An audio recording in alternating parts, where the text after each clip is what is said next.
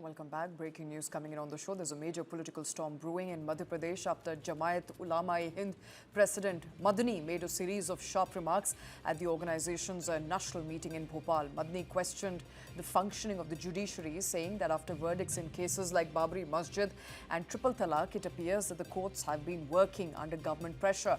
He also said the Supreme Court deserves to be called supreme only when it upholds the Constitution, and added that if it does not do that, it does not serve and deserve the title.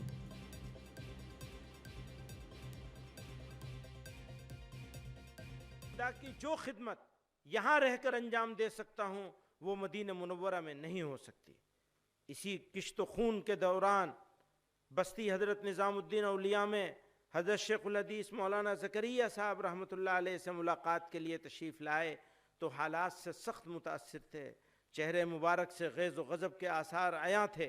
आपने भर्राई हुई आवाज़ में फरमाया, मैंने तो हिंदुस्तान में मरने का फैसला कर लिया है।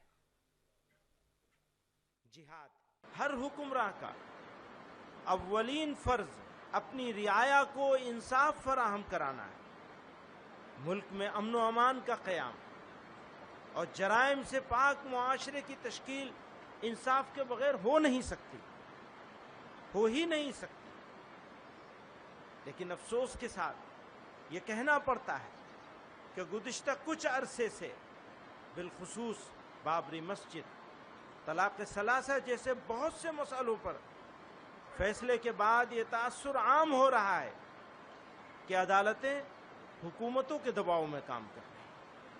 अक़लियतों के आईनी हुकूक और दस्तूर के बाद बुनियादी उसूलों की तशरीह की ऐसी मिसालें सामने आई हैं जिन्होंने अदालतों के किरदार पर सवालिया निशान लगा दिया है। मौजूदा वक्त में इबादत गाह एक्ट को नज़रअंदाज करते हुए ज्ञानवापी और मथुरा के मुकदमात को काबिल समाअत करार देने का फैसला भी उसकी एक वाज़ेह मिसाल है। याद रखिए, सुप्रीम कोर्ट उस वक्त तक ही सुप्रीम कहलाने का मुस्तहिक है जब तक आईन की पाबंदी करे, कानून के हुकूक का ख्याल रखे। अगर ऐसा न करे तो वो इखलाकी तौर पर भी सुप्रीम कहलाने का हकदार नहीं है।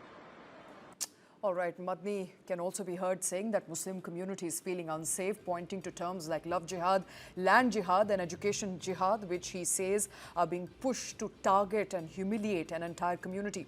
He further sparked controversy, saying that a dead community would simply surrender and recite Vande Mataram when told to do so, while a living community must stand firm and face challenges.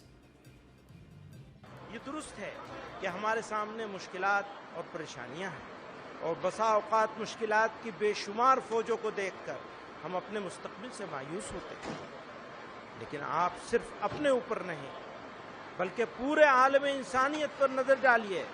क्या दुनिया में आज कोई जिंदा कौम ऐसी भी है जो मुश्किलात में महसूर न हो? इसलिए मैं कहता हूँ कि मुश्किलात ज़िंदगी की अलामत है। मुर्दा कौमें मुश्किलात में मुब्तला नहीं होती, वो तो सरेंडर कर देती है। वो कहेंगे वंदे मातरम पढ़ो तो पढ़ना शुरू कर दे। ये पहचान होगी मुर्दा कौम होने की, और अगर जिंदा कौम है तो फिर हौसला बुलंद करना पड़ेगा। The BJP has strongly criticized these remarks. Party leaders have called the comments inflammatory and demanded that the Supreme Court take suo motu cognizance. Jamiat उलेमाए Hind के प्रमुख मौलाना महमूद मदनी जी, जिन्होंने आज भोपाल में एक बहुत बड़े बैठक में जिस प्रकार से भाषण दिया है, वह न केवल भड़काऊ है अपितु देश को विभाजन की ओर लेने की उनकी कुचेष्टा है। उनका कहना कि जिहाद होना चाहिए, जब जब जुल्म होगा तब तब जिहाद होगा, मुझे लगता है यह बहुत ही अनुचित शब्द है, बहुत ही अनुचित वाक्य है।